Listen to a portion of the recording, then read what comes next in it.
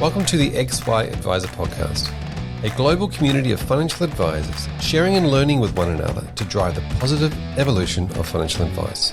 To get involved, go to xyadviser.com or simply download the XY Adviser app.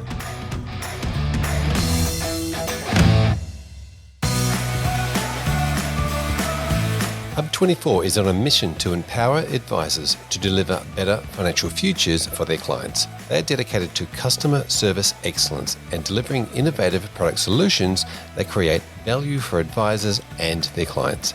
These are just some of the reasons why advisors rate them number one for overall satisfaction and why their managed portfolio solution has been rated best in market 5 years running. Hub24 believes nothing happens in isolation. So they're working together with advisors, licensees, and industry leaders to leverage their data and technology expertise to help solve key challenges in the delivery of financial advice, so more Australians can access cost-effective advice.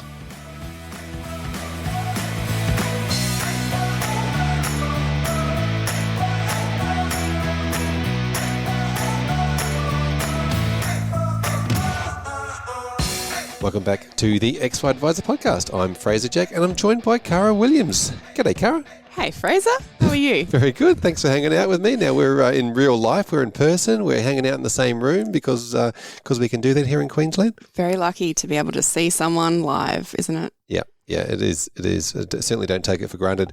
Now let's start with a very quick overview of you and where are you working at the moment? So I'm a financial advisor at an amazing business called Sufficient Funds. Yeah, well, fantastic, and a business we probably know fairly well, thanks to James and knowing about that business for some time. Give us a quick overview of the business itself. What size is it? How many advisors? Yeah, so we have myself and James as the advisors. We also have Pat, who's down in Melbourne as an advisor as well. We have about 10 to 15 employees, and we also do mortgage broking as well. So great team. We all work remotely from home or from wherever that makes us happy, and really focus in millennials. So that's our space. That's what we specialise in. We know who we work with. We know what we do. We do well. Fantastic. Yeah. I like to hear that. A great target market and a great and we'll get into this, but a great way of finding new clients and growing the business. Obviously, the business has grown quite a lot in the last few years. Like you said, 10 odd staff, 10 to 15 staff. It's a massive growth from James sort of starting out by himself. So kudos to James.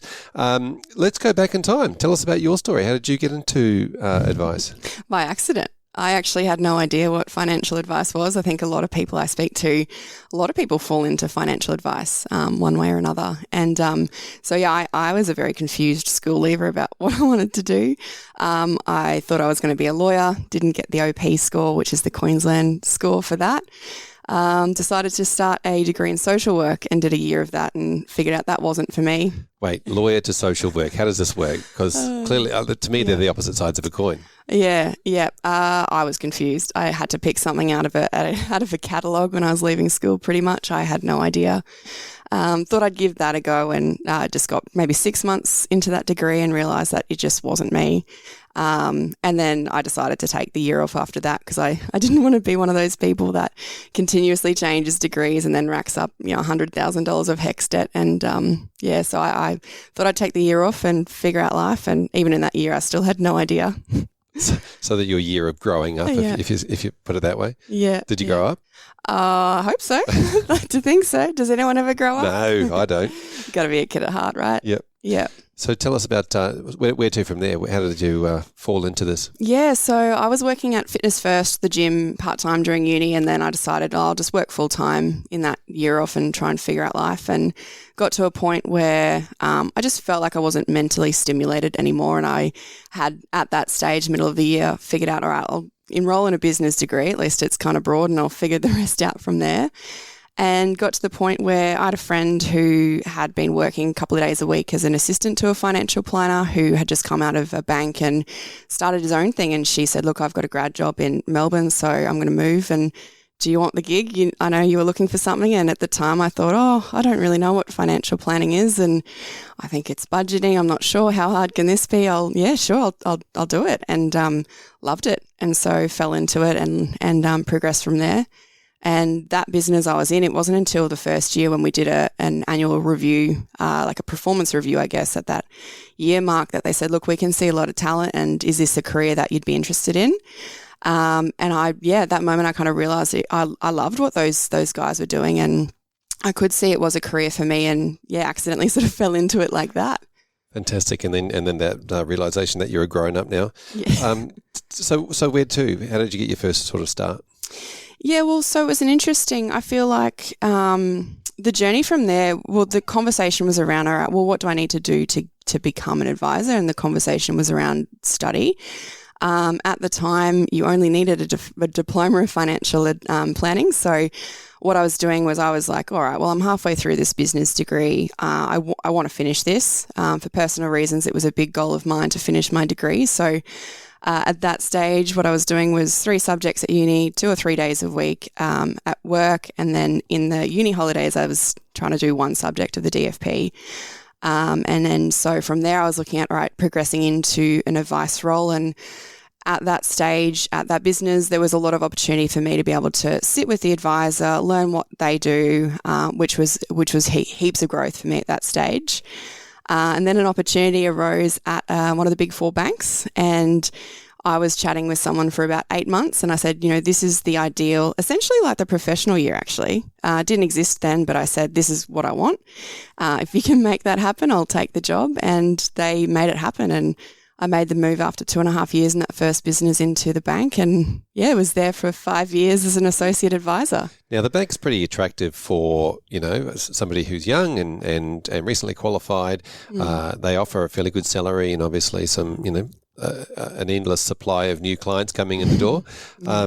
Obviously, that we like to diss on the banks and say, what they've done wrong. But essentially, it's a pretty good training ground, I guess. Yeah, definitely. I loved my time at the bank. I think I got so much out of that. A couple of things. I think, your comment about there's endless supply of clients. I think you get out what you put in. I spent a lot of my time building relationships with the branches that I worked in.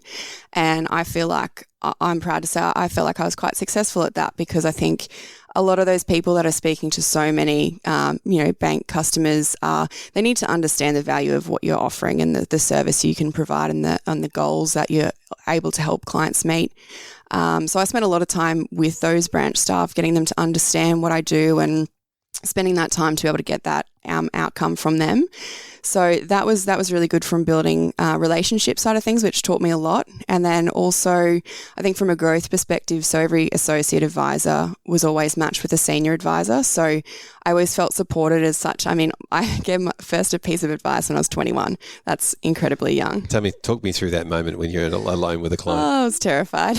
Yeah. But the thing was, I felt ready. I felt like inexperienced, but I felt ready because I had that year at the bank leading up to that moment of shadowing a senior advisor, seeing what he did, seeing the conversations. So it was almost like I was in a position where I was doing the job without doing it myself yet. So I had a lot of experience and training, which I felt like very, grateful for. And that's something I always tell young grads now is don't rush, just enjoy it. Learn as much as you can from everyone else who's done it for so much longer than you. And then when you get to that position, you feel ready. So yeah, it's an interesting time, isn't it, for people when they first kick that off. And I always say to people the same thing, you don't know everything, you know a bit. Yeah. You don't have to tell them everything you know, but as long as you know more than they do, then you're helpful. Yeah. It's being helpful, right? And it's such a scary moment when you're sitting down with clients who have children older than you and you're like, oh, they're getting financial advice from me. And in my mind, I think at the start, I was probably doubting myself a little bit and thinking, are they thinking that I'm too young? And you get the occasional person who you can just tell from their, body language that they're like, oh, this person's a bit young. But when you start having that conversation with them, you can tell that they're thinking, yeah, okay, she does know what she's talking about. It's okay. And that didn't last too long. I think just with time and experience, that becomes a little bit easier and more comfortable. Yeah, it certainly does. Always does. Like riding a bike, I guess. Yeah. So 5 years at the bank, that's quite, yeah. And I want to go into this a little bit deeper, how you were building the relationships with the tellers, because it's important for any advisor that, whether it's an accountant or any other means of referral source, it's important to get that information. Time, energy, effort, Like, as in, what were you saying to these tellers to get them to understand the value of advice? Yeah, so I did it a couple of different ways. So as a group, as one-on-ones, I did a weekly huddle. So we'd talk about, I'd bring a case study or a client example that I'd just worked through the previous week, or any of those sorts of examples, talk them through what I do, ask them questions, get them engaged, so it's not just me standing up the front of a room lecturing people. I do little quizzes, little competitions, like knowledge things, like, okay, what does life insurance mean? All those sorts of things. So you can tell and get them engaged with their understanding and figure out where do I need to kind of focus my time and energy on building their knowledge as well. I'd also do. Oh, it was a bit of a weekly email, I'd say, where I'd say, all right, this is what we've done for the week. This is how I've helped them. So it wasn't so much stats and figures of, this is how many people I helped or we helped as a team.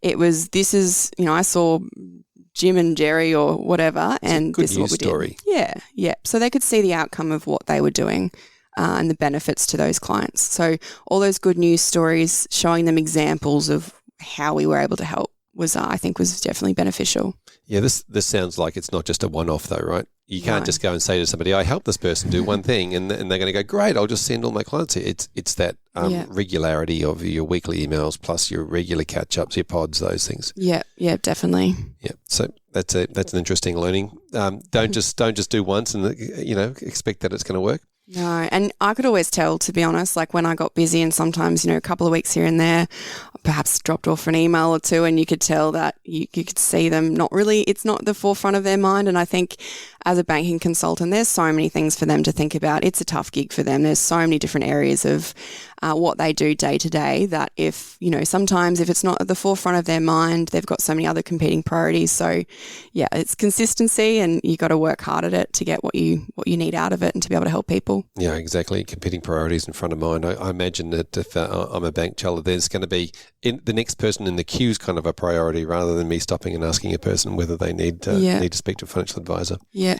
And I think the big thing as well is I did a lot around behavioral finance and psychology around, Simon Sinek's a great example. So I did a lot of work with them on the Start With Why idea around, if you go to someone and go, hey, you can see Cara about your super, your insurance, your retirement planning, this or that, they'll be like, why? I don't understand why is that important to me? I'm literally here to get a home loan or do this. But if they have those quality conversations with them, they can be like, get a bit more deeper and talk to those people about the why, not just the what, and you're speaking their language and you're speaking to the emotional part of their, their thought process and decision making.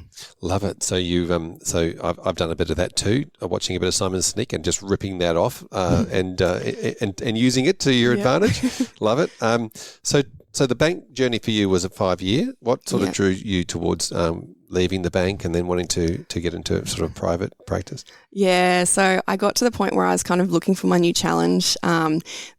What you figure out when you speak to a lot of other advisors, that there's so many businesses out there doing different things and specialising in different areas. And I think the turning point for me, honestly, was when I did the Kokoda trek with the AFA in 2018.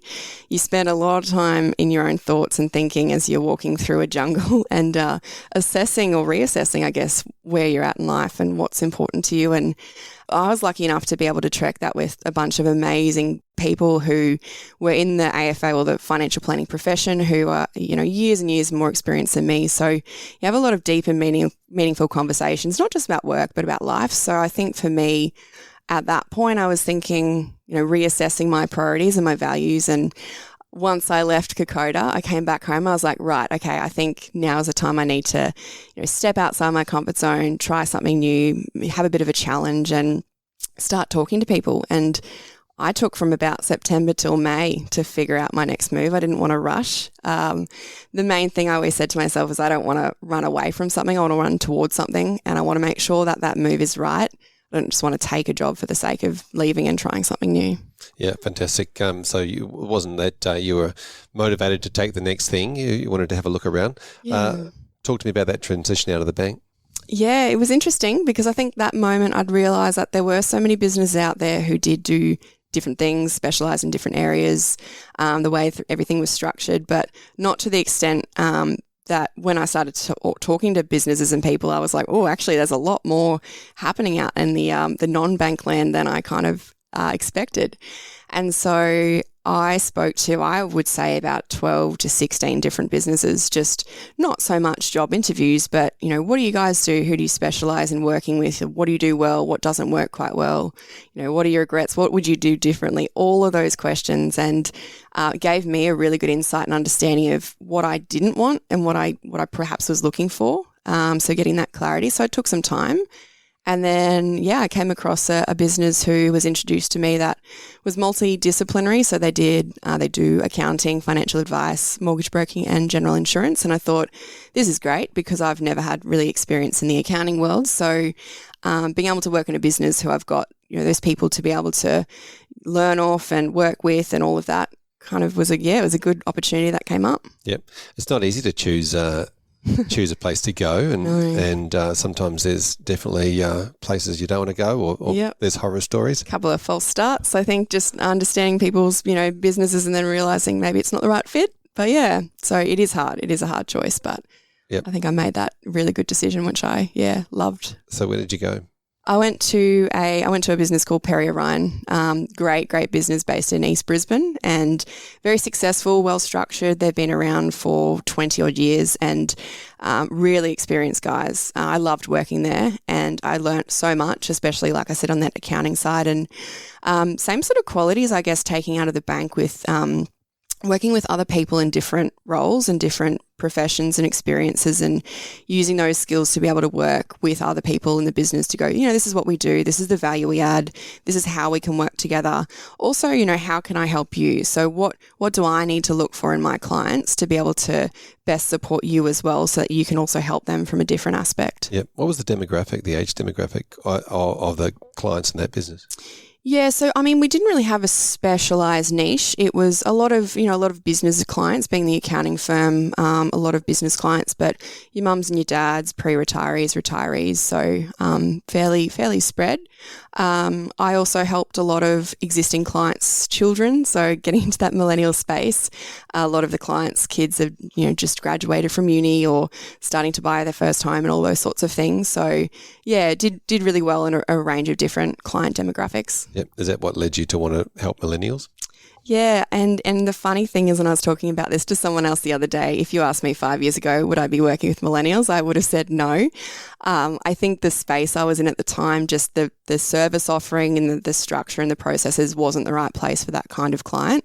And at the time I was thinking, how would I be able to add value to this client where I am? And I didn't ever think I was going to be. I love the retirees. I love the stories and the relationship and that sort of stage of life. And so I didn't ever really think about it, but fell in love with the millennials and those clients in that stage of life quite quickly. Nice. And then tell us about your latest move.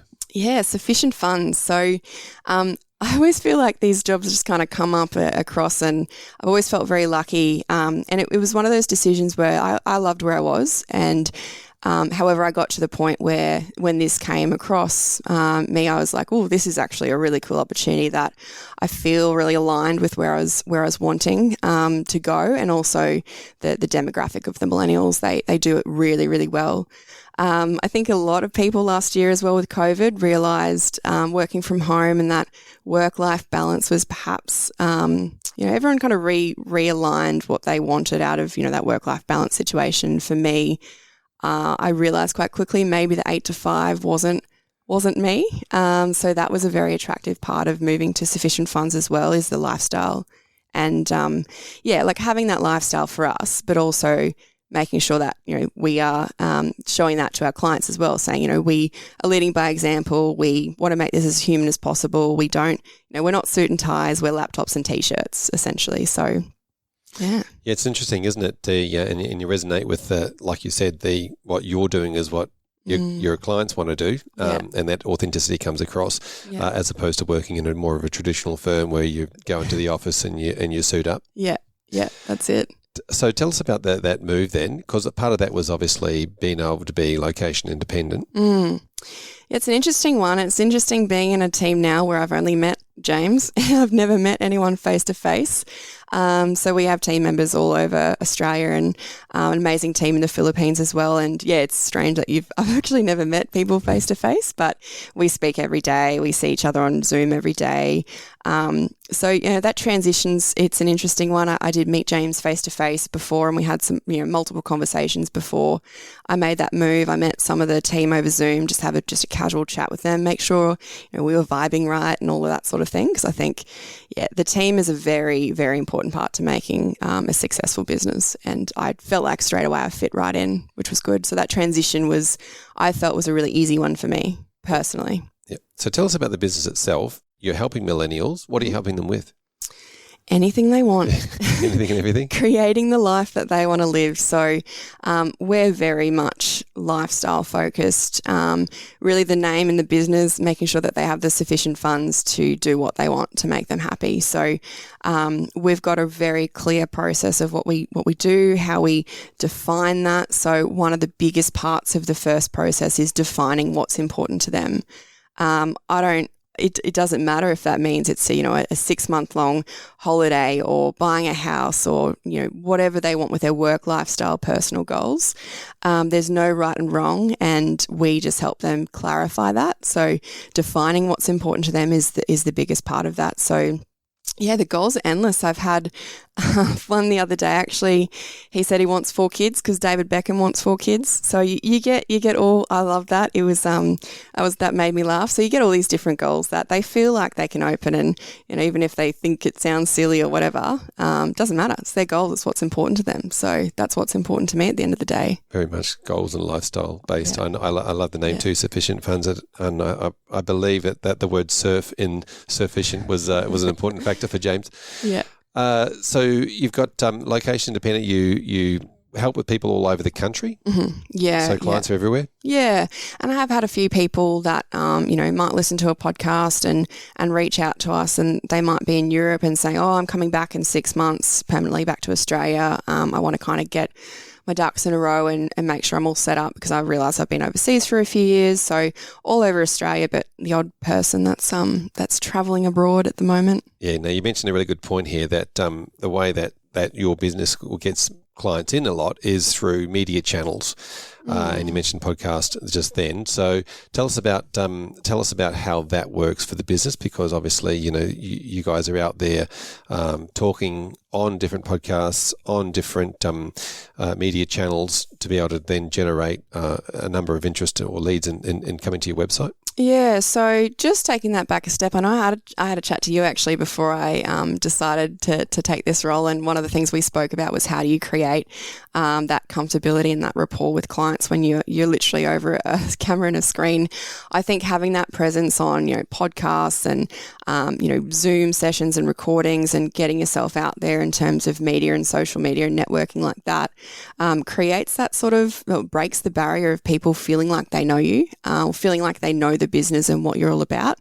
So that creates, I guess, like a natural interest in, okay, I'm going to reach out to that person and get some advice because they sound like they're going to get me, and they're just humans at the end of the day. I'm not going to sit there and show them a graph and make it all boring and things like that. Yeah, I think it's a very natural. It's really important that authenticity comes across, isn't it? That I'm a human being and this is how I behave and act, and those things come across, and then people will resonate towards you. Yeah, yeah. So I mean, trying to do that, give examples, get on podcasts, get on videos, get on lives, and get our name out there as such creates that sort of interest in people reaching out. So I know James spends a bit of time on different podcasts and things like My Millennial Money or She's on the Money. Yeah. Yeah. So, they're exactly the kind of clients we're looking for, and that's who we know we work well with and who we can definitely help and add value to. James even did a live with My Millennial Money showing them, or showing the listeners, what that first defining sufficient session looks like. So the amount of people I talk to and they're like, hey, I saw James on that podcast, the live with that young couple, and that's exactly what we want. So, can you help us? And we talk through that process and exactly what that looks like. So they already know, and they know what to expect from that first session that we have together.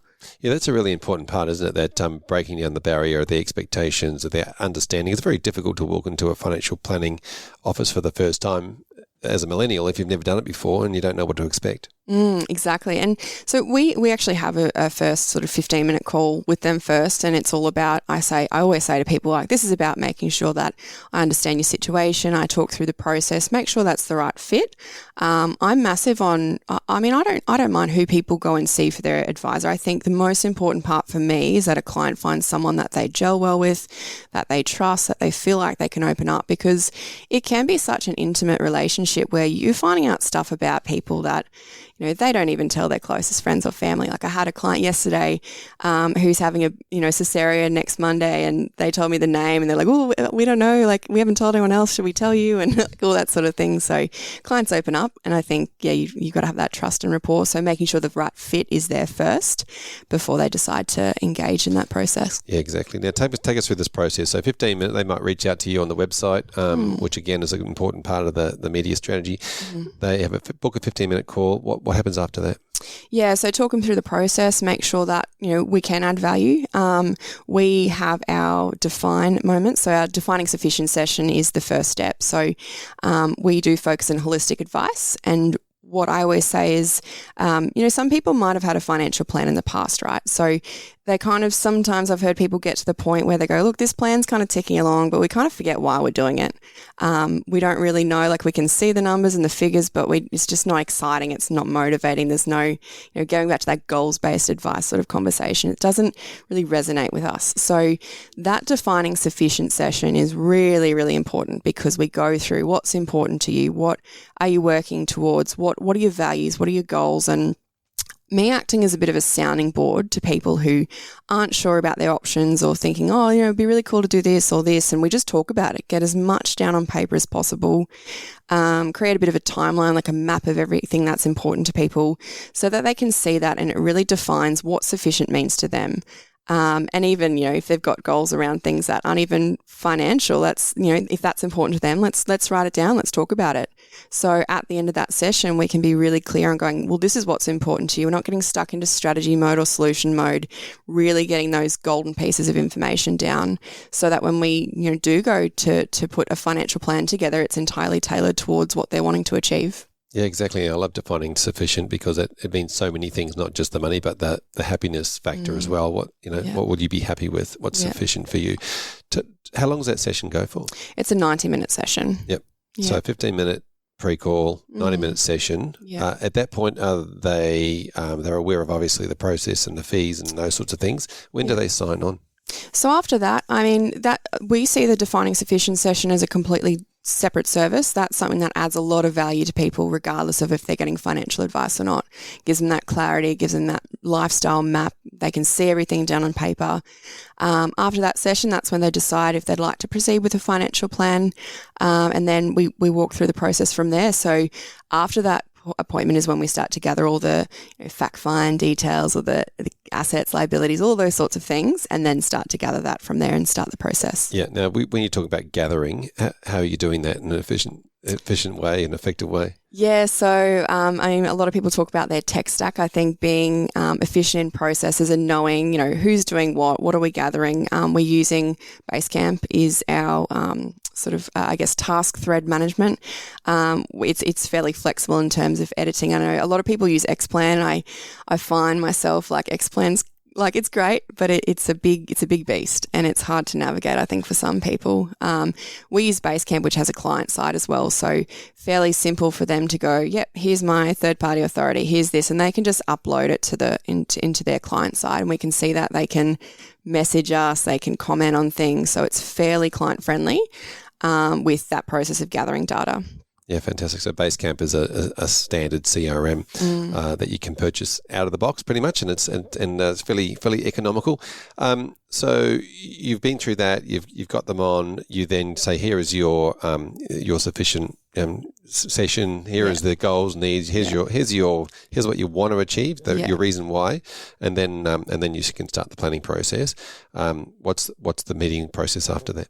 Yeah, so once we've gathered all that, a few weeks pass, once we've got the information on their super and all of that sort of thing and start to gather all of that, We have a progress meeting, so that's usually about an hour. And what we do is we sit back down over Zoom virtually and then go through their goals, go, all right, well, is there anything we need to get more clear on? So, you said you wanted to buy a new car. Is that 3 years away or is that 5 years away? How much do you want to spend? So really getting clear of what's in the plan, what's out of the plan, piecing things together, going over their risk profile. So getting more of those specific sort of nitty-gritty details.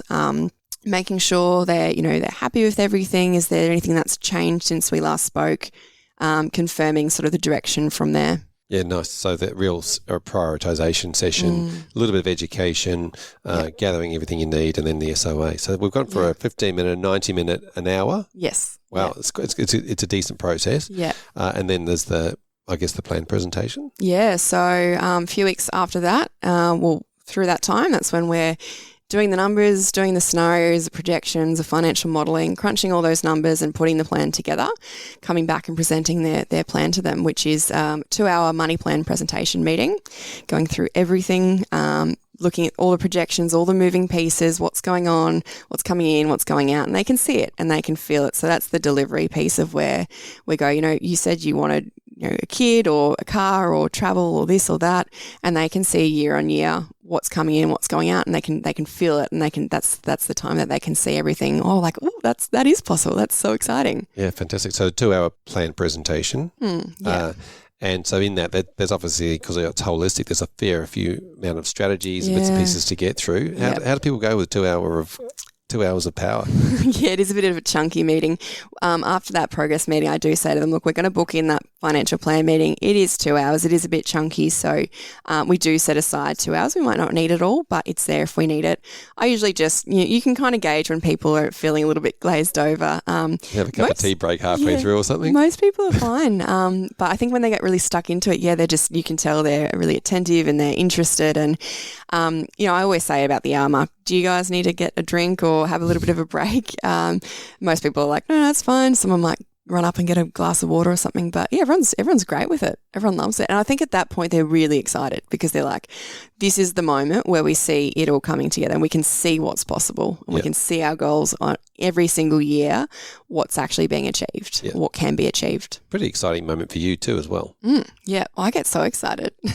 I was meeting with a young couple who had their first child the other day, and I even started the appointment saying, I'm so excited about this plan, guys. And they were laughing because I'm like, I'm so sorry. It sounded like a massive nerd moment, but I was stoked because a lot of their questions that they had of like, we don't know if we can do this or that, were answered. And I'm like, this is totally possible. And they were over the moon. And I think that's the coolest moment where the clients feel like a massive like sigh of relief because they can see it and they can feel it and they're like, okay, this is awesome. We're on the right track. Yep. And then obviously you get into the implementation after that. Tell me about it. Are there any other follow-up meetings after that to sort of go through stuff? If we need to touch base and as part of the implementation process or confirm details, there are a few weeks between the progress and the meeting. So if there are a couple of things that have changed, we can just, touch base and see what that does if we need to make any alterations to the advice. It's at that point, it's a separate decision point if they do decide or if I see value or they see value in an ongoing advice relationship, that's when we make the decision of proceeding from there. Yeah, fantastic. So it's really about spending that first, few months or whatever, getting it in place, set up and sorted. It's a 5 or 6 hour process. What sort of fees are you charging? What's the average sort of client fee size then? Yeah, so we're very structured in this. So the 15-minute call is complimentary to have a chat, make sure it's the right fit. The defining sufficient session is $440 and that covers the cost of the time for that session. From there, it depends on, is it a single person, is it a couple? Because couples, there is a bit more work involved with that. And it depends if they have something like a spending plan in there because there's a lot of heavy lifting with a spending plan. It's a really important part of a foundation of a financial plan. So some clients have that sorted and they're really well set up in that sort of department. So, for a single person, it's either $3,300 or $4,400. For a couple, $4,400, $5,500. again, there could be the situation where maybe there's a little bit more complexity there, and we would discuss that before they wish to proceed, if that was the case. Yeah, fantastic. And tell me about the ongoing side of it, because having an advisor on your side is obviously beneficial. How do you talk to your clients about having an ongoing fee-paying relationship? And if so, what sort of do most clients take that on? I've been at Sufficient Funds for 5 months now, so still early days and still sort of building up myself there, and my client base. But I think there's a lot of value you can add to a millennial, and that stage of life, there's a lot of moving pieces, whether that be kids or no kids or house or work and all these different moving parts. So I think there's definitely value in ongoing advice for a lot of clients. It's not for everyone. I sometimes say to people, look, once we've set it up, it's like planting a seed and waiting for it to grow. If there's not a whole load of moving parts, then it's probably best for you to come back when things change, or once we're set up, just keep going as is. But it is very common for a lot of people to look at that plan and go, we can see those projections year on year and see that there are so many things that are changing in our life that we're wanting to aim towards. And that's where they're going to get the value, that we're a sounding board. They can pick up the phone if they want to or have questions. And, as things change throughout the year, we can alter the advice, and there's a lot of value that they get, especially on the spending plan side of things. If they are unsure about their expenses and they go, we need someone to kind of hold our hand or to hold us accountable for the next 6-12 months or however long it takes to get that foundation right, then that's what we're there for, to be able to help them through that and then be able to, guide them as things change and as they're meeting goals and what's the next biggest thing. And that's what I had a client actually ask me yesterday when we were talking about ongoing advice. They said, we have these massive goals for the next 3 to 5 years. Is that the point where we can go, all right, we've achieved them, what's next? And that's where the benefit of ongoing advice is, to have that person there to help you. Exactly. And if they're not going to stay focused on their goals, then that accountability buddy is really important. Yeah. Yeah, it's just like a personal trainer, right? Like, the amount of times that I've had a gym membership and I'll go and, no one's watching, so I might skip a squat here and there.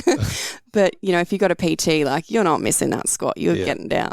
Yeah. Apparently that doesn't work unless you're actually doing the sets and reps. So exactly. So I've heard. So that's amazing. Thank you for sharing that process. Yeah. Tell me about all the work that you've been doing with the associations, because we skipped over it at the time, but you were at the bank, you were a bank teller, you were participating in a lot of the association, as you mentioned, the Kokoda, with the different associations, and you spend a lot of time then actually going outside your comfort zone, meeting new people and becoming and volunteering and working with associations and a lot of volunteer roles to give back to the community. Yeah, I guess from a very early age I got comfortable with being uncomfortable, and my first conference was an FPA conference down in Adelaide, and that was in 2014. I was 4 weeks into being an associate advisor at the bank. No idea what I was talking about. I didn't know anyone that was going. I saw how it actually came up was that I was a student member of the FPA, and I saw this email come through, and I'd never been to a conference before. It always sounded cool. I was like, what's this about?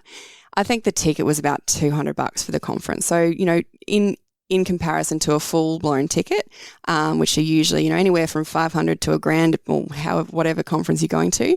I was like, oh, this is good. All I need to do is pay for flights and accommodation, and saved up for that. And I was like, I'm just going to do it. I'm terrified because I don't know anyone. I don't know, people might look at me and be like, oh, who's this kid? What's this kid doing at a conference? But from that point, I realized that it's so important to get yourself out there and network and talk to people. So just kept getting involved to that day with both the FPA and the AFA. And so I've always, and going back to that point around talking to so many businesses in the transition out of the bank, I think I was always grateful for the fact that I spent a lot of my own time building those networks and being able to touch base with people I've met and ask questions without feeling like, you don't know me, but can I ask you everything about your business? So having those connections already set up. And I spent a lot of my own money like going down and doing conferences and networking events and all those things. And that's tough as a student, and not everyone can do that. But I think for me, like, I don't regret that at all. And I'm glad I did all the networking from a very young age. Yeah, it's really interesting, isn't it? You can separate that between what you're doing for work as a work expense or a work, this is a work conference, to the fact that you're getting your own personal development out of these. Definitely. And I've had so many existing advisors who have been in the profession for years always pick up the phone, and I ask them questions and any sort of big decisions. I'm like, I just need someone to talk to this about. I don't know. What do I need to ask? What do I need to think about? And having that sort of experience, getting involved outside of work into those associations, I think is important for anyone at any point in their career. Yeah, amazing. I think with any community, whether it's associations or like an XY type community or even a volunteer community of a surf club or whatever it might be, that you get more out of it. Yeah. If you're putting more in. So tell me about your commitment to then joining committees and being parts of the actual, the working groups. Yeah. So with AFA more so, I am currently part of the Gen Next, which is the Next Generation of Advisor Committee, and also the Inspire Committee, which is for supporting women in financial advice, or people who are aspiring to be in financial advice, no matter the role, and also supporting women in the broader community as well. So I recently stood down from the chair of Inspire, which was an amazing experience, and still on the committee. So being involved with those sorts of groups, I think being a part of a team, everyone's sort of, always bouncing ideas off each other, and we're always doing different events and coming up with ideas and doing webinars and all those sorts of things. Getting involved and having your people around you, I think, is really important. So getting involved in that sort of aspect. Yep. And how have you found your own mentorship around, great people and roles, both nationally and around the country, getting to know those people that are running committees in other states? Yeah, interesting. And everyone's got their own perspective on, how they do things, what their experience is, and whether you've got a problem or just need to get advice. I think listening to it's sort of like an ethical dilemma, right? You go, what's your thoughts on this? Like, what's your personal experience on this, and how have you dealt with this? And all of those sorts of questions, knowing people in different positions all around the country and their personal experiences, I think for me it's really helped. Yep. Definitely. What are some of the highlights of that been for you on being on some of those committees and meeting people? Oh, definitely just the relationship side of things. Like I'm a people's person. I think most advisors, you'd say, are people because they are working with people all the time. So just the personal friendships and the growth in myself as a professional as well has definitely been the highlight. Yeah, fantastic. And so whether you mentioned you've been at 5 months now at your new position, what does the future hold?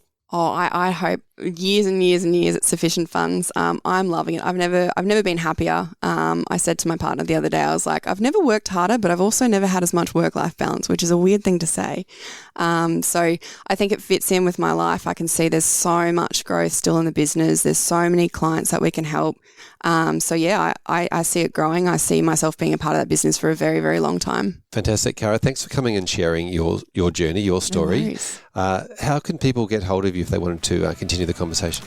Definitely. So I'm on LinkedIn, and we've got our Instagram, Facebook page. You can reach out, Sufficient Funds, and we've also got LinkedIn page as well. Wonderful. Thank you for sharing. Thank you so much for having me.